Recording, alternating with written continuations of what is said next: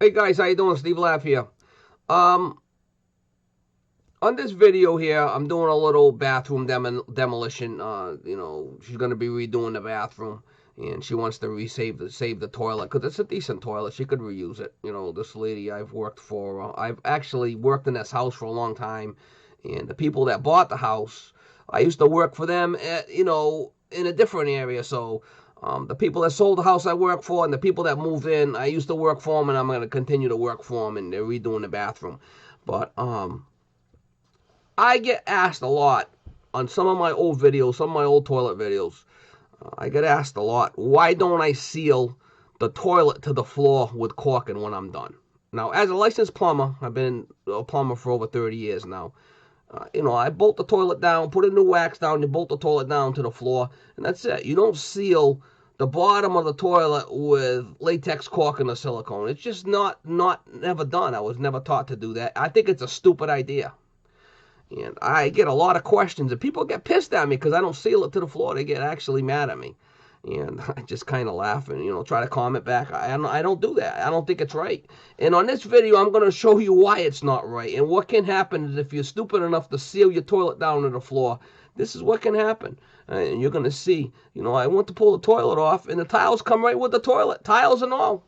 Rip the tiles right off the floor because the toilet was sealed down with that silicone and that caulking. When that shit hardens, it gets underneath there, and you know, it's not. You'd have to get under there with a putty knife and try to cut it all out. It's not.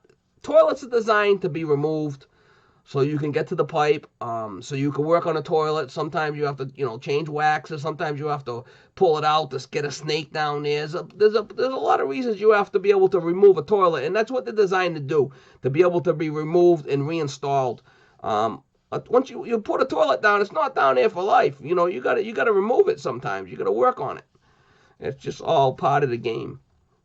But anyway, and another question I get a lot is about shock bite fittings. Do I use shock bite fittings? What do I think about shock bite fittings? Do I like them?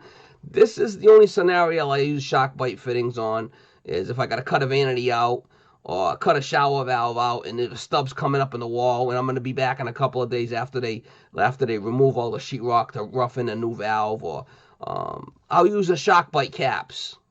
Just cut the pipe with the water off, put the shock bite caps on. You got to make sure that little thing's down on the shock bite, because if not, when you turn the water on, that cap could blow right off. But if you pull that thing down, the cap can't, it locks in, it can't come out. That's what I use shock bite fittings for. It's very efficient and fast to put caps on like that. They're coming off in a couple of days anyway. So that's my take on shock bite fittings and where I use them. For the most part. So hopefully you guys enjoy the video, and hopefully people watch this video with the cork toilet, because I get that question a lot.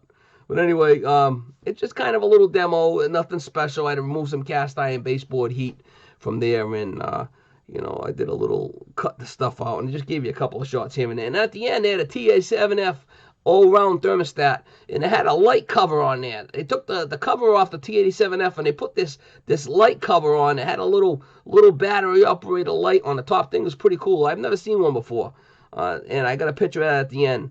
So hang around and watch that. That's kind of different. T87 light cover. First one I've ever seen. So it was pretty cool. I got a couple of shots of that. All right, like I said, I'm going to be coming back and doing I'll show you I'm going to be going back to do the fixtures over and stuff when they decide what they do. The vanity, she doesn't know if she's going to go with a pedestal or what kind she's going to go with. But I cut the stuff out so they could rip all the vanities out and rip the walls out when I got to go back to rough, whatever they decide to do. So I'll bring more videos. Hopefully you guys enjoy it.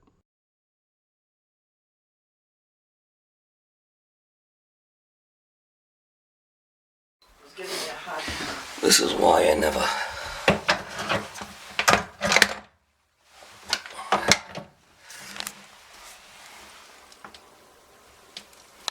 There's a lot of wood underneath this. Look at that. Here, taking the flipping tile right up with it. That's why I never seal a toilet to the floor. I ruined the flipping tile. Oh. Yeah, you ought to see the tile is coming off the wood. Yeah, it's a demo job anyway, but look at that. The whole tile floor's moving. Holy mackerel. Oh my god, huh? Oh yeah, just seal the toilet right down. That's the proper way of doing it. No. Don't you just put a wax ring under there? That's all I do. Plug it down? I get guys ask me all the time, why don't you seal the toilet to the floor? Why would you do that? Well, then you That's why, right there. That's why I don't seal them to the floor. Crazy, crazy. I have seen it all.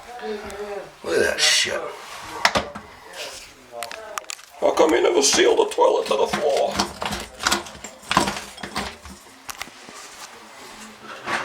I hope that answers your question. Ooh, that's lovely. Yeah, the floor's all coming up anyway, but still, it's just pull the tile right up.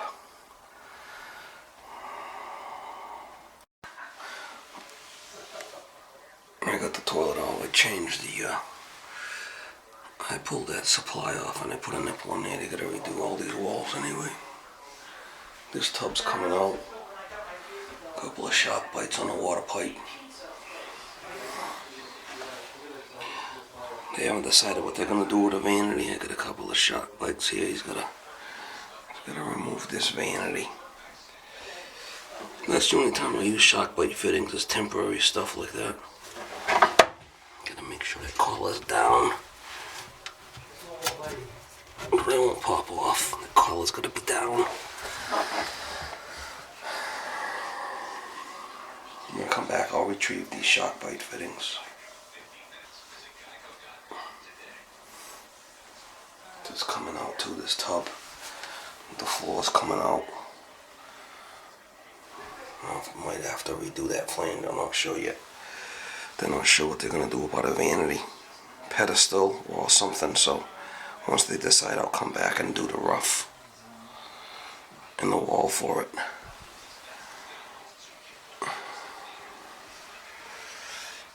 I gotta pull this cast iron baseboard out next. Alright, I got the baseboard out there. I can rip this wall down now. We're gonna put a new tub in. New vanity, new floor, and walls. I got it valved off downstairs on the heat.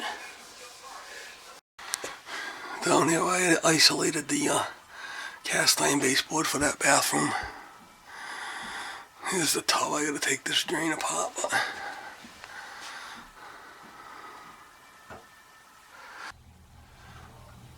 I got the tub disconnected. I'll smash it out with a sledgehammer.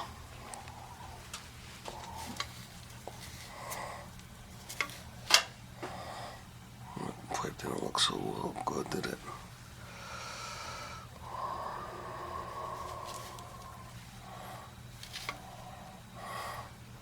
I could probably squeeze this and crush it with my hand. It's so corroded. And when I get the new tub in there, I'll repipe this off. Draining the tub is all disconnected. Radiator's out. I don't know if he's got It's any. all coming out. Steve, do you have any tools down cellar? Carlin burner.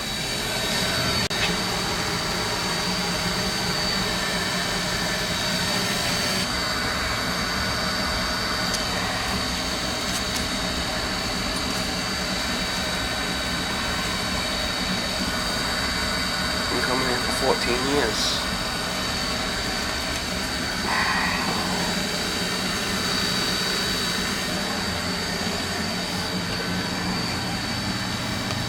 I put this storage tank in '02, so 12 years ago.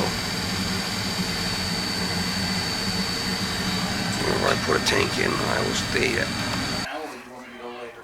It's a little light. You just push the button Why not? and it lights up. At 2:45. Yeah. It's 1:30. Okay, it's gonna take me a while to get there. That's a haul. I'll do that. What do you have to do with the house? I'm going to check and make sure some faucets are set. You got the water thing. No, but then he filled it back up again. What the hell for?